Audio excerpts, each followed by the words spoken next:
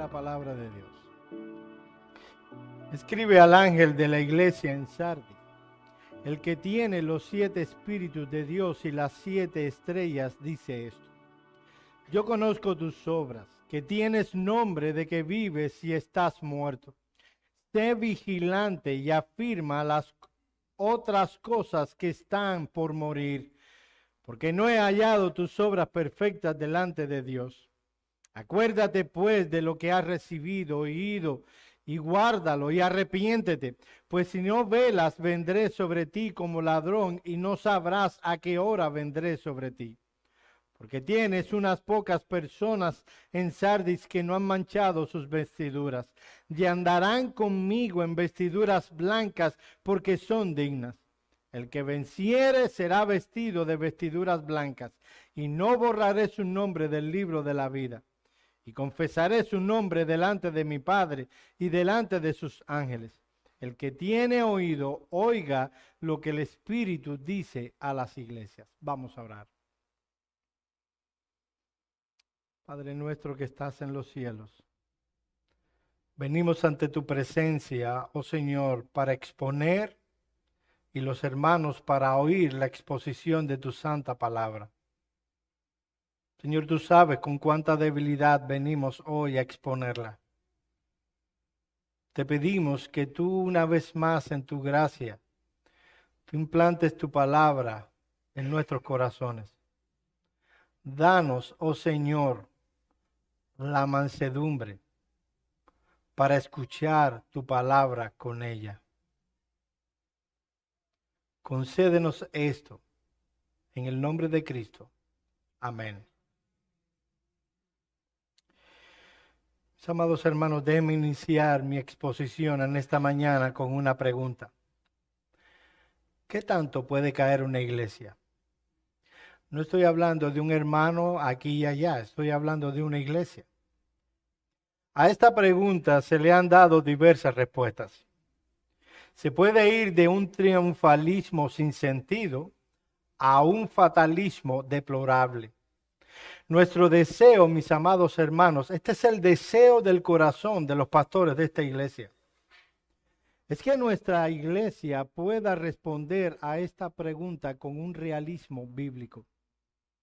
Nuestro trino Dios nos ha dado todo lo que necesitamos como iglesia, en lo personal y en lo general, para crecer y avanzar para la gloria de Dios. Pero en nosotros hay suficiente combustible para el desastre. El Nuevo Testamento está lleno de ejemplos de iglesias que tuvieron mejores pastores que los que ustedes tienen y declinaron. El rango de caída fue del avivamiento, el rango en muchos sentidos fue del avivamiento a una declinación profunda. Entre los ejemplos que podemos encontrar en el Nuevo Testamento están Corinto, la iglesia en Creta, las iglesias en Galacia y las iglesias a las que le escribió el escritor de la epístola a los Hebreos, etc. Estamos a punto de cumplir como iglesia 10 años de existencia. Y nuestro buen Dios nos está concediendo la bendición de disfrutar un buen tiempo como iglesia. Satanás no está contento. No porque seamos importantes. No lo somos. Le escribí a los jóvenes en el chat que en un tiempo la obra de esta iglesia será olvidada. Y debe serlo. Cuando venga Cristo, todo girará en torno a Él y solo a Él. Iglesia Bautista Reformada de Miami es un polvito en el panorama de la obra del Señor. Y eso yo lo decía para que no nos creyéramos los importantes.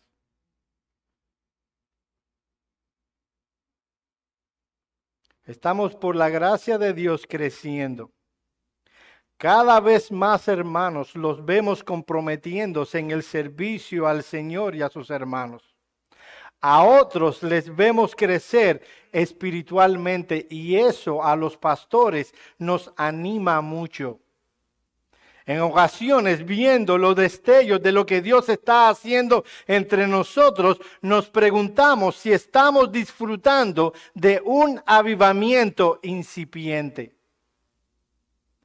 Pero eso tiene un peligro, mi amado hermano. El peligro estriba en contentarnos con lo que Dios nos ha dado y olvidarnos que estamos en una guerra. Descuidar nuestras almas y nuestra iglesia sería peligroso y un presagio de una futura declinación. He sido miembro de algunas iglesias y he visto la humillación del Señor a esas iglesias en sus mejores momentos. Pensaron que al llegar a la reforma o a un avivamiento, todo saldría bien y se olvidaron que todo cuanto tenían era única y exclusivamente por la gracia. El pecado floreció y la declinación fue su hija. De ahí la insistencia del Señor de la iglesia en las cartas que hemos estado estudiando a oír. No todas las iglesias tenían el mismo problema, no todas estaban en la misma declinación, pero a todas se les exhorta a oír lo que estaba diciendo Cristo a las iglesias. Miren lo que dice Apocalipsis 2:29. El que tiene oído, oiga lo que el Espíritu dice a las iglesias. Apocalipsis 3:6. El que tiene oído, oiga lo que el Espíritu dice a las iglesias. Apocalipsis 3:13. El que tiene oído, oiga lo que el Espíritu dice a las iglesias. Una insistencia no está de más. Tiene toda la intención. El llamado es, mi amado hermano, tienes oído, oye lo que el Espíritu, no yo, lo que el Espíritu dice a las iglesias. Aunque Cristo le envió un mensaje a cada iglesia del Asia, con un mensaje específico enviado a necesidades específicas de iglesias específicas, las otras iglesias debían oír. Veamos, mis amados hermanos, lo que el Espíritu Santo dice a las iglesias. Independientemente del estado espiritual en que se encuentra una iglesia, sea un avivamiento o alguna bendición particular, debe estar atento a lo que el Espíritu dice a las iglesias.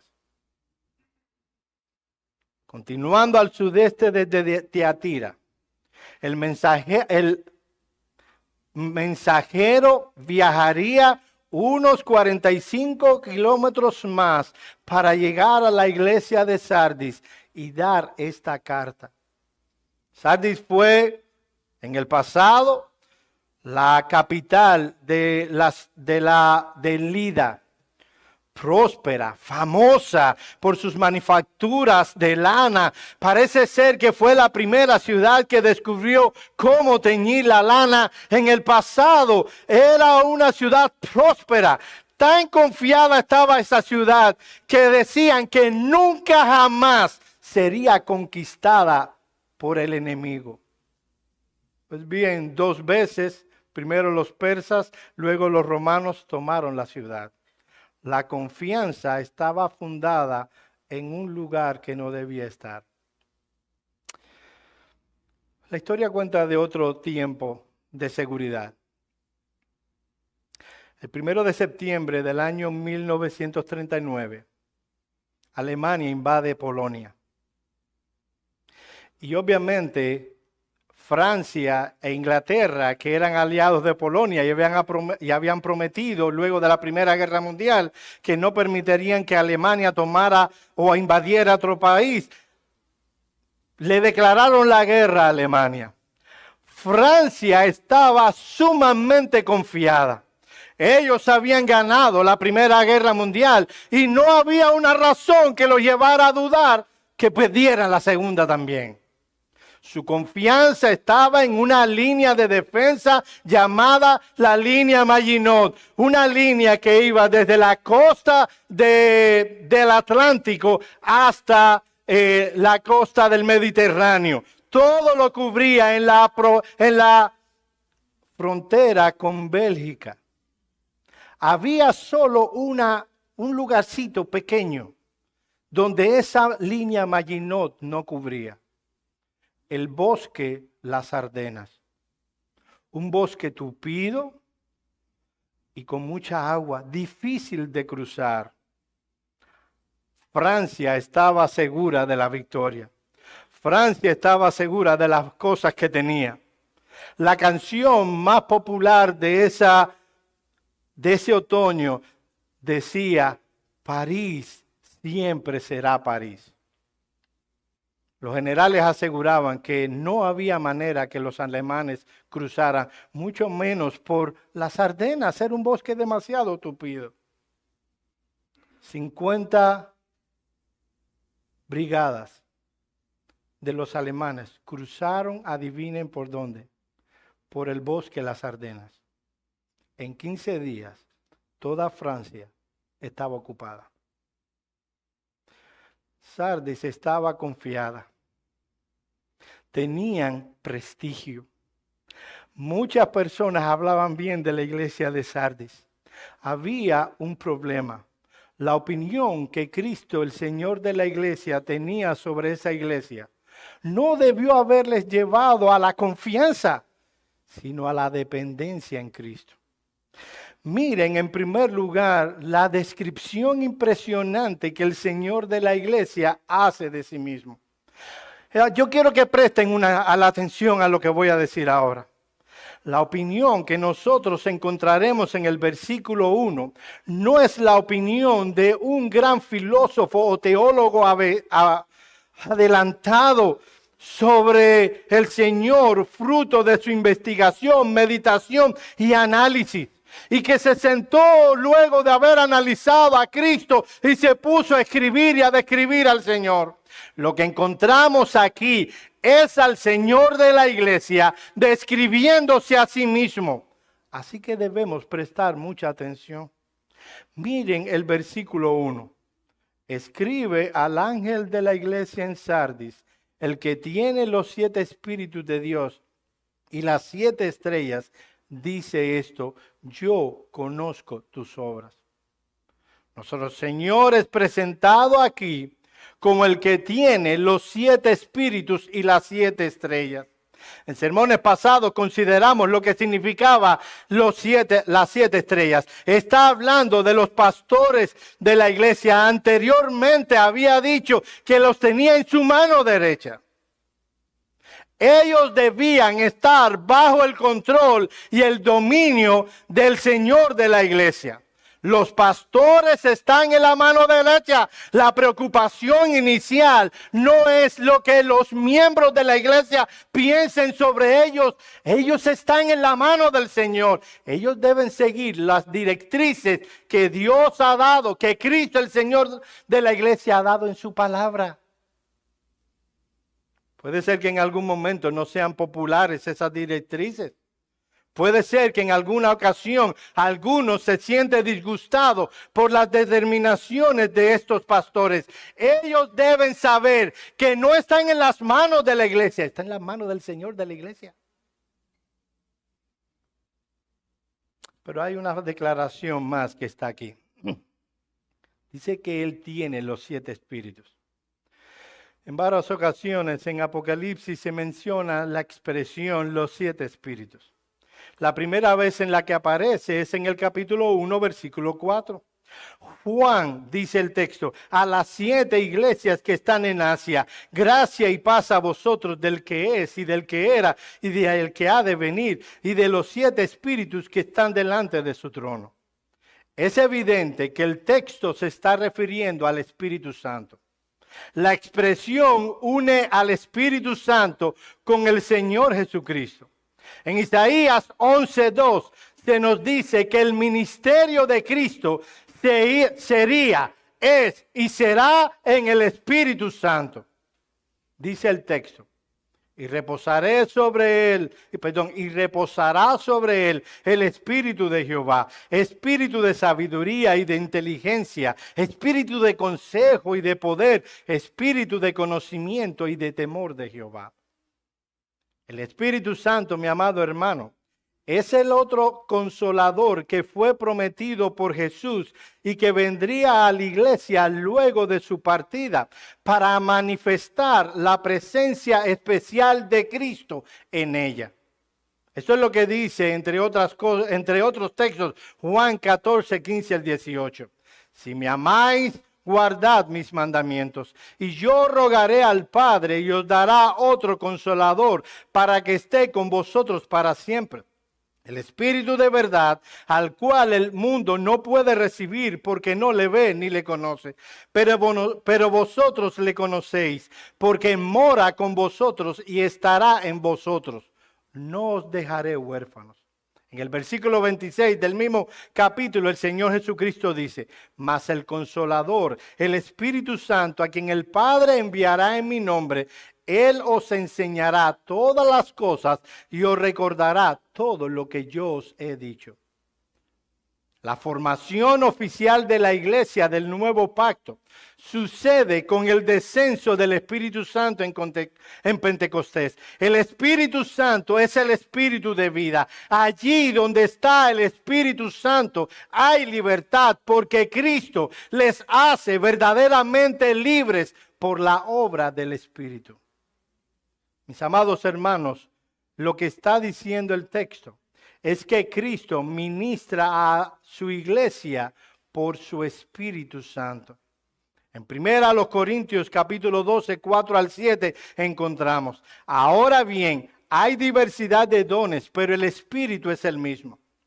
Y hay diversidad de ministerios, pero el Señor es el mismo. Y hay diversidad de operaciones, pero Dios, que hace todas las cosas, es el mismo. Pero a cada uno le es dada la manifestación para provecho. Y en el versículo 11 se nos dice: pero todas las cosas las hace uno y el mismo Espíritu, repartiendo cada uno en particular como Él quiere. Cristo habita en su iglesia por su Espíritu. Eso es lo que nos dice también 1 Corintios 3, 16 y 17. Cuando hablando de la iglesia, dice, y cito: ¿no sabéis que sois templo de Dios y que el Espíritu de Dios mora en vosotros? Si alguno destruyere el templo de Dios, recalco, se está hablando de la iglesia, no de mi cuerpo, de nuestro cuerpo físico. Si alguno destruyere el templo de Dios, Dios le destruirá a él, porque el templo de Dios, el cual sois vosotros, santo es. El Espíritu Santo no opera en la iglesia separado del obrar de Cristo en la iglesia. Donde el Señor, oye esto, porque ustedes van a oír de los pastores de la prosperidad, de los apostolatos o apostolitos o apostoletes. Ellos dirán: Cristo es el apóstol del Padre. Los discípulos del Señor son los apóstoles de Cristo. Y nosotros somos los apóstoles del Espíritu Santo. Y todo se le achaca al Espíritu Santo como si una nueva era donde Cristo es secundario y estético, es echado a un lado y todo es el Espíritu. Donde el Señor Jesucristo no es valorado, su doctrina no es enseñada y su obra, persona y palabras no son predicadas, allí no está el Espíritu Santo. El mantenimiento espiritual de cualquier iglesia yace en el Espíritu Santo. De ahí, mis amados hermanos, presta atención las advertencias en la Escritura de no apagar al Espíritu, no contristar al Espíritu. En cambio, se nos ordena urgentemente a ser llenos del Espíritu de Dios para hacer como iglesia lo que Él nos ha mandado hacer. La llenura del Espíritu de Cristo no es una opción. Es demandada y esperada por Cristo, el Señor de la iglesia. De ahí que Cristo a una iglesia con las características que tenía, que veremos en un momento, que estaban muertos, se describe a sí mismo como aquel que tiene la plenitud del Espíritu y de los pastores de las iglesias. Los pastores son propiedad de Cristo. Ellos deben hacer y procurar lo que el Señor quiere. Habiendo visto la descripción que Cristo hace de sí mismo, veamos en segundo lugar una amonestación impactante que hace el Señor de la iglesia a la iglesia de Sardis. Aclaro, mi hermano, no quiero malos entendidos. Yo no estoy diciendo que esta sea la característica de esta iglesia. Yo lo que estoy diciendo es que esta es la característica de la iglesia de Sardis y que si nos descuidamos, pudiera ser la nuestra también. Versículo 1 nuevamente. Pero a partir de la parte B. Yo conozco tus obras, que tienes nombre de que vives y estás muerto. Sé vigilante y afirma las otras cosas que están por morir, porque no he hallado tus obras perfectas delante de Dios. Acuérdate pues de lo que has recibido y oído, y guárdalo, y arrepiéntete, pues si no velas, vendré sobre ti como ladrón, y no sabrás a qué hora vendré sobre ti. Una triste y oscura descripción. Una vez más, en una carta, el Señor Jesucristo dice a una iglesia, yo conozco tus obras. Noten que no les dice, yo conozco tu fe o tu falta de fe. Les dice, yo conozco tus obras. Las obras muestran, como veíamos en la clase de escuela dominical y la anterior, la que di yo también, muestran la realidad, fortaleza y la vitalidad de nuestra fe. Podemos decir que confiamos en el Señor, que creemos en sus promesas, que si en momentos de aflicción nos turbamos, amargamos y quejamos, esas obras dicen la realidad de lo que creemos. Ahora noten la descripción que hace Cristo de esta iglesia. Yo conozco tus obras, que tienes nombre de que vives y estás muerto. Es interesante aquí la relación entre las obras y el estado espiritual de la iglesia. Es verdad que Cristo conoce todas las cosas. Y Él podría mostrar la evidencia del estado de esa iglesia por las obras de ella. El punto aquí no es que los verdaderos creyentes cayeron de la gracia y perdieron la salvación. El punto es que inconversos, profesantes con gracia común, pero impíos de corazón, eran mayoría en la iglesia. Mis amados hermanos, esto sí les digo a vosotros. Los pastores de esta iglesia tratamos hasta donde lo humanamente que se pueda, que entren a la membresía de la iglesia solo y únicamente aquellos que creen en Cristo. Pero la carga no está sobre nosotros. Somos humanos y nos equivocamos. Ustedes deberían ser también más activos en averiguar y ayudarnos para no permitir que inconversos se hagan miembros de la iglesia.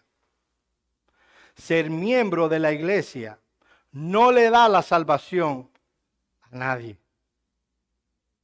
Un inconverso dentro de la iglesia solo será eso, un inconverso dentro de la membresía de la iglesia, que entorpecerá mucho el avance de la iglesia. Lo que pasó en esta iglesia es que, oye, mira, no seamos tan severos. Todos somos pecadores. Y todo lo cuanto hacemos está manchado, lo cual es verdad. No vamos a ser tan exquisitos. Aquí lo importante es tener una iglesia grande. Deberíamos ser más inclusivos. Una palabra de orden en nuestros días. Pues bien, la Escritura nos demanda, ¿oyeron esto, miembros de Iglesia Bautista Reformada de Miami? A ser exclusivos. Solo y únicamente aquellos que puedan manifestar un cambio, una transformación real en su vida, fruto de la gracia de Dios, obrada en el corazón por el Espíritu Santo, debería ser miembro de esta iglesia. Por favor, ayúdenos. Y yo siento tener yo que decir estas cosas.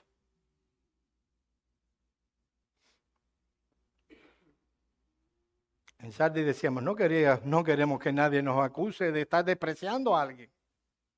Esa era la frase recurrente. Sardis gozaba una buena reputación. Pero ¿saben una cosa? No la merecían. Mientras que en Pérgamo y en Tiatira unos cuantos de la congregación habían caído en la tentación del mundo, en Sardis la congregación en su mayoría habían ensuciado sus vestiduras. Sardis también estaba en el mundo. Debió haber sido una lumbrera, la sal en el contexto de esa ciudad. Y fue afectada por la cultura y lo que le rodeaban. ¿Y qué vino como consecuencia? Paz.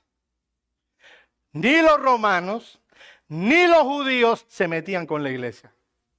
Ellos no podían decir, como otra de las iglesias, que algunos de sus líderes habían muerto. Ellos vivían en paz, no tenían nadie que los persiguiera.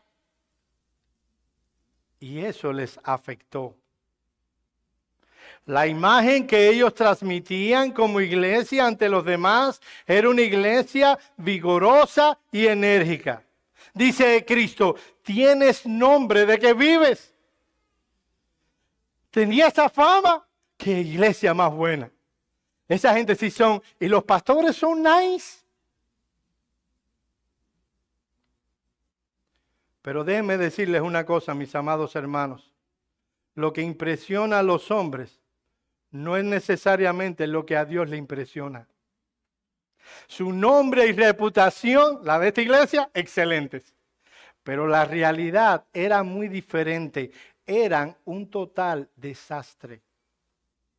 Mis amados hermanos, a la hora de evaluar una iglesia, Dios no se guía por los patrones y parámetros que nosotros pecadores tenemos.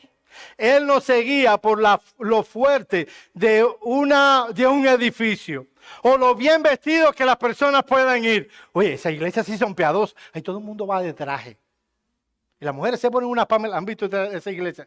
Los latinos no acostumbramos a eso. Pero ahí debe ser mucha. Ahí todo el mundo levanta la mano. Al igual que en el pasado, Dios sigue mirando el corazón. Dice Dios en 1 Samuel 16:7. Y Jehová respondió a Samuel, no mires a su parecer, ni a lo grande de su estatura, porque yo lo desecho. Porque Jehová no mira lo que el hombre mira, pues el hombre mira lo que está delante de sus ojos, pero Jehová mira el corazón.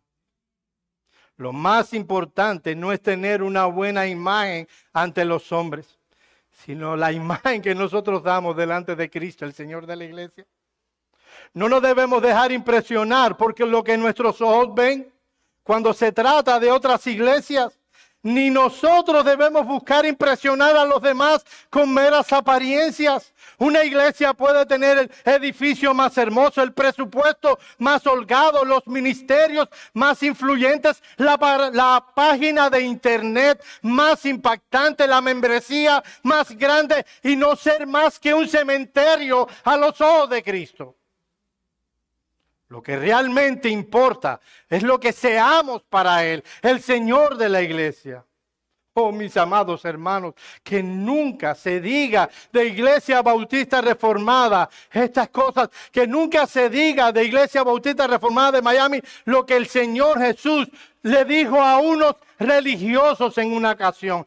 ¡Ay de vosotros, escribas y fariseos, hipócritas! Porque sois semejantes a sepulcros blanqueados que por fuera a la verdad se muestran hermosos, mas por dentro están llenos de muertos y de toda inmundicia. Así también vosotros por fuera a la verdad os mostráis justos a los hombres, pero por dentro estáis llenos de hipocresía e iniquidad. Yo me pregunto, mi amado hermano, ¿qué piensa Dios de ti? ¿Qué piensa Dios de nosotros como iglesia? Nosotros podemos engañar a los hombres, podemos engañar a los pastores, podremos engañar a otros por medio del internet, pero Dios sabe lo que nosotros somos. Él conoce a la perfección nuestras obras. ¿Pueden recordar el himno que cantamos hace unos domingos atrás? Cuanto soy y cuanto encierro, manifiesto es para ti, pues tu vista escrutadora, oh Señor, penetra en mí. Si se agita mi conciencia, tú percibes su emoción, razonar ves a la mente, meditar en el corazón. Ves mis dudas y esperanzas, mi sosiego o mi inquietud, mis tristezas o alegrías, mi dolencia o mi salud. Y hasta el último deseo que en mi pecho se abrigó sin que el labio lo expresara, en tu oído resonó. Oh gran Dios, si yo contemplo tu infinita perfección, el asombro llena mi alma, se confunde mi razón. La pregunta es, mi amado hermano, ¿cómo llegó la iglesia de Sardis a ser una iglesia, de ser una iglesia viva con toda su seguridad, a ser una iglesia moribunda? No parece ser que eso ocurrió de la noche a la mañana. Debió ser un proceso. Parece el resultado de muchas negligencias y descuidos que sutil, lenta, pero continuamente se permitieron estos santos del pasado. Poco a poco comenzaron a abandonar mandamientos y principios, empezaron a ceder ante la cultura pagana que les rodeaba, posiblemente ignoraron las advertencias tempranas de que algo no estaba bien y dejaron cuidar el corazón. Oh, mi amado hermano, con cuánto amor nosotros les amonestamos continuamente a buscar el rostro de Dios diariamente en oración, en lectura de las Escrituras. Y muchos vienen a nosotros y nos dicen, es que no tengo tiempo.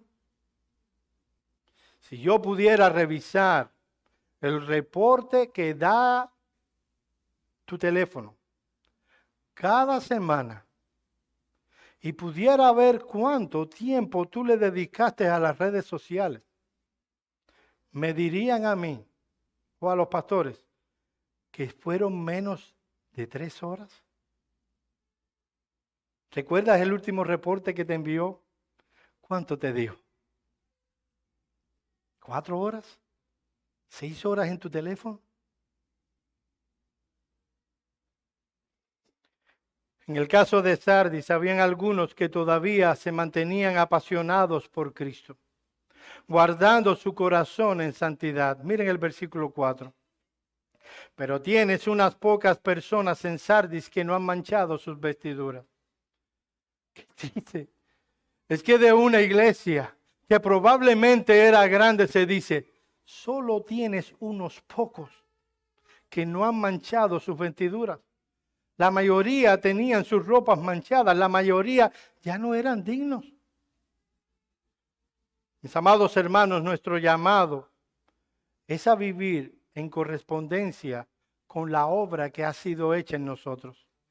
Efesios 4:1, yo pues, preso en el Señor, os ruego que andéis como es digno de la vocación con que fuisteis llamados. Santiago 1:27 nos dice, la religión pura y sin mácula delante de Dios el Padre es esta: visitar a los huérfanos y a las viudas, en sus tribulaciones, y guardarse sin mancha del mundo. Mis amados hermanos, el mundo mancha. El mundo ensucia. Sin darnos cuenta, podemos abrazar su mentalidad, su perspectiva, deseos y planes. Poco a poco nuestras almas comienzan a tomar decisiones que están basadas más en las cosas materiales que en el progreso de nuestra alma, el progreso del alma de nuestra familia y el reino de Cristo. Y es triste ver a cristianos infectados por el espíritu de nuestra época. Dice el pastor Salvador en un sermón similar al este, la cultura infecta el alma. Cuando consideramos las palabras del versículo 1, nos damos cuenta de que el escritor está usando imágenes judiciales en esto. La iglesia ha sido investigada por el Señor resucitado y la ha encontrado corta. Una expresión similar, ¿recuerdan ustedes el libro de Daniel? Cuando Belsasar aparece aquella mano escribiendo en la pared y la interpretación era, ha sido pesado y te has quedado corto. Ellos estaban tan cómodos en el mundo que no estaban sufriendo persecución ni de los romanos ni de los judíos. No abrazaron alguna herejía como el Señor denuncia de otras iglesias, pero no estaban viviendo en su hogar en privado, en lo personal, con las implicaciones de la sana doctrina. ¿Saben una cosa? Se puede creer mentalmente en la sana doctrina y no vivir la sana doctrina. Fueron tolerantes con el mundo y el mundo fue tolerante con ellos. Se habían convertido en una iglesia inofensiva para el reino de las tinieblas. ¿Oíste eso? Una iglesia que debía derribar las paredes del infierno y rescatar. Esta iglesia, Sardis, se había convertido en una iglesia inofensiva. Y Satanás deja a las iglesias inofensivas. ¿Qué debían hacer la iglesia de Sardis en esas circunstancias? Saben, había esperanza para ellos. No eran todavía una sinagoga de Satanás. Esos pocos que no habían manchado sus vestiduras podían hacer cosas para que el curso de esa iglesia fuera hacia lo que debía hacer. En primer lugar, ellos debían velar y afirmar las cosas que estaban por morir. Miren lo que dice el versículo 2. Sé vigilante y afirma las otras cosas que están por morir. Ellos debían estar atentos.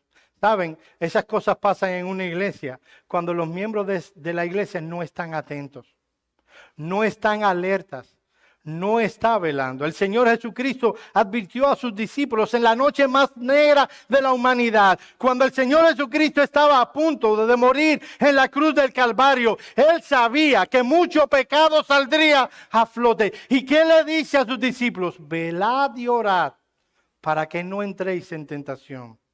El espíritu a la verdad está dispuesto, pero la carne es débil.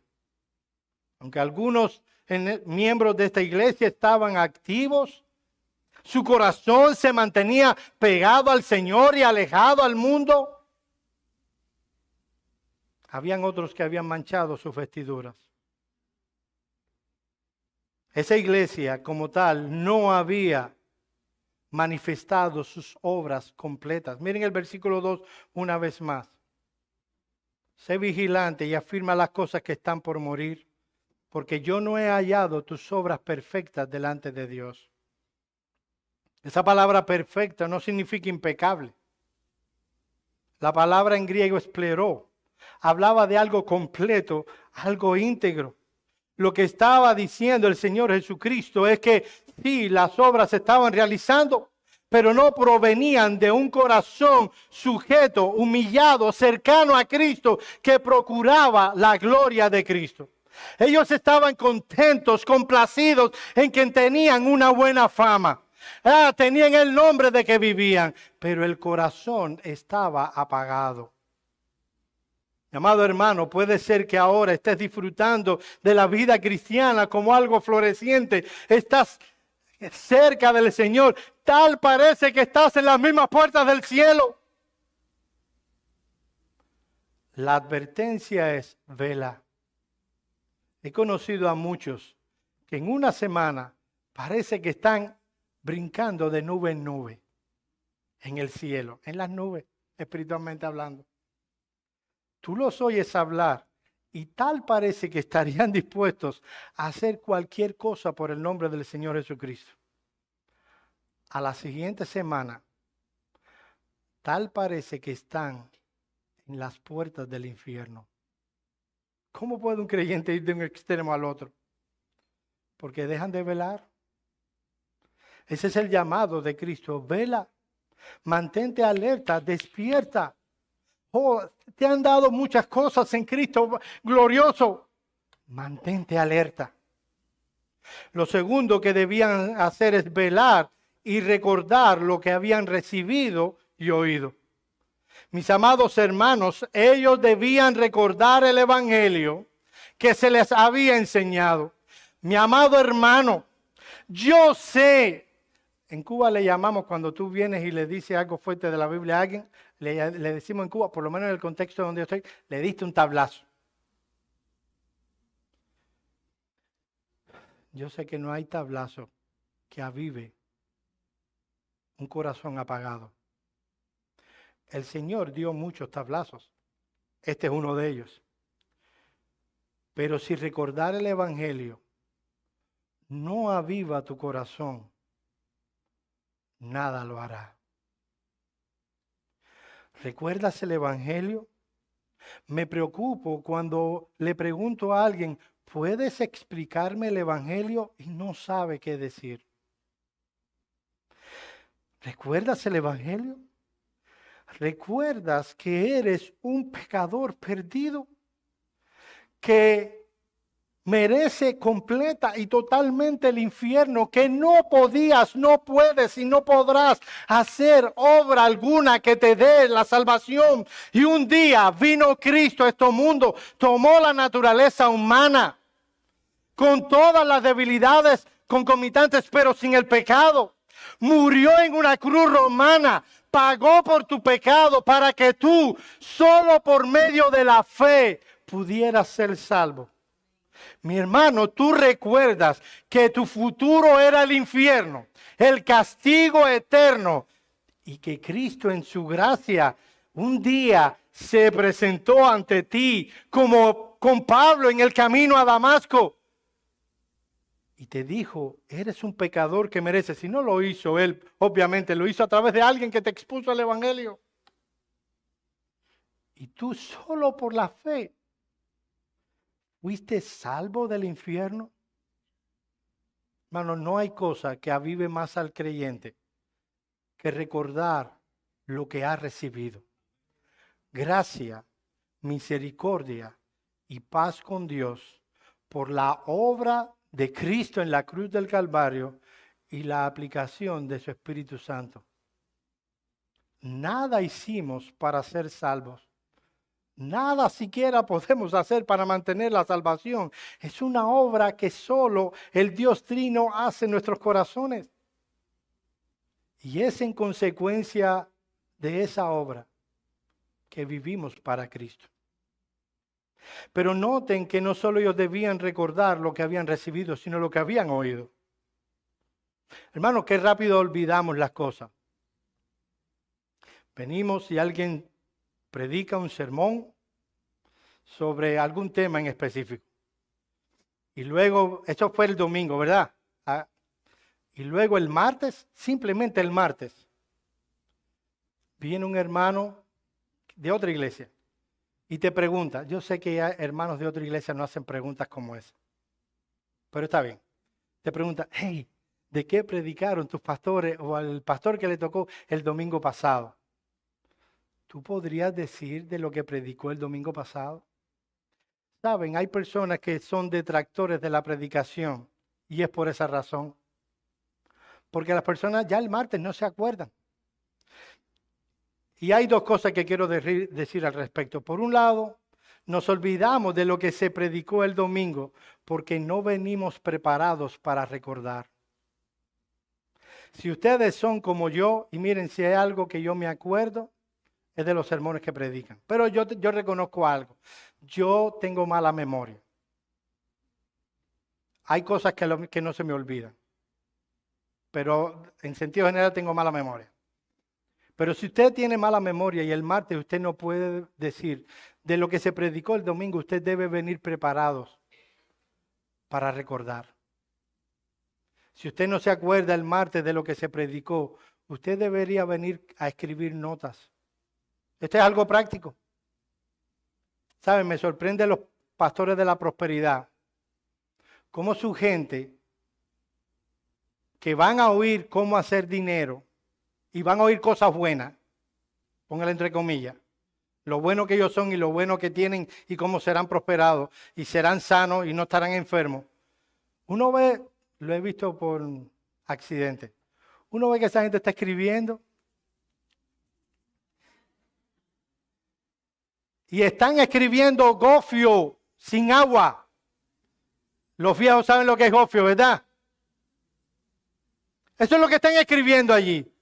Y yo digo, ¿y por qué la gente nuestra que se le enseña doctrina confían tanto en su memoria? Si en tu caso tú te acuerdas el martes, el miércoles, de lo que se predicó, esto no es para ti. Ahora, si tú reconoces que no te acuerdas ya el martes de lo que se predicó, tú deberías venir preparado para recordar. Y tú deberías hacer tus notas. Y el martes, cuando se te olvidó, refrescarlas. Segundo, tú deberías tomar resoluciones una vez que se predica. Señor, hermanos, nosotros no le predicamos a la Iglesia Universal. ¿Saben a quién nosotros le predicamos? A ustedes. Cuando el piano está tocando y nosotros nos bajamos, ¿hay alguna resolución que debes tomar fruto del sermón? Saben, predicación es persuasión. Algo que hicimos persuadirte. ¿Puedes tú recordar eso una vez que tú dices, yo he sido persuadido a hacer tal cosa? Tú deberías allí orar, oh Señor, perdona si yo no hice esto, si estás haciendo eso. Señor, gracias porque eso que estoy haciendo es fruto de tu obra en mí. No merezco el aplauso ni el mérito porque es obra tuya. Y tomar resoluciones allí sentado. El piano no toca para simplemente amenizar el momento.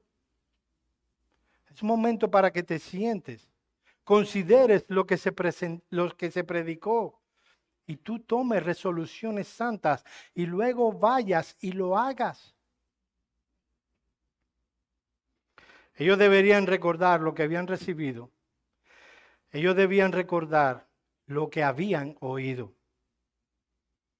En último lugar, ellos debían arrepentirse.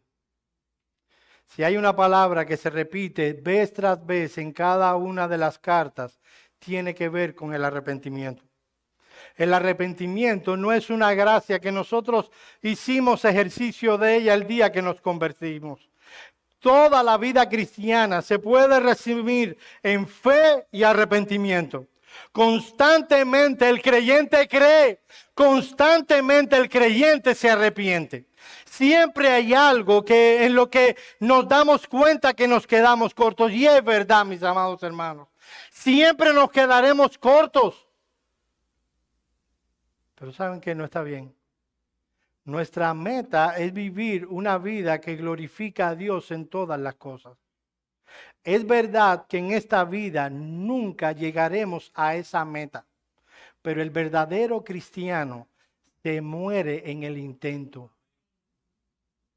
Nunca llega, yo sé que nunca vamos a llegar, pero el creyente se muere en el intento. Sigue ejerciendo fe y sigue ejerciendo arrepentimiento.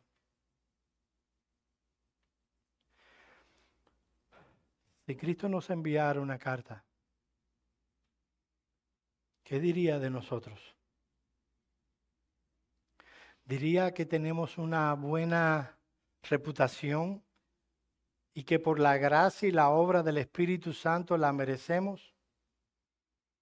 Dios quiera que nunca, nunca de nosotros se diga lo que el Espíritu Santo o Cristo por su Espíritu dijo a estas iglesias, que tenía nombre de que vive, pero que estaba muerta. Vamos a orar.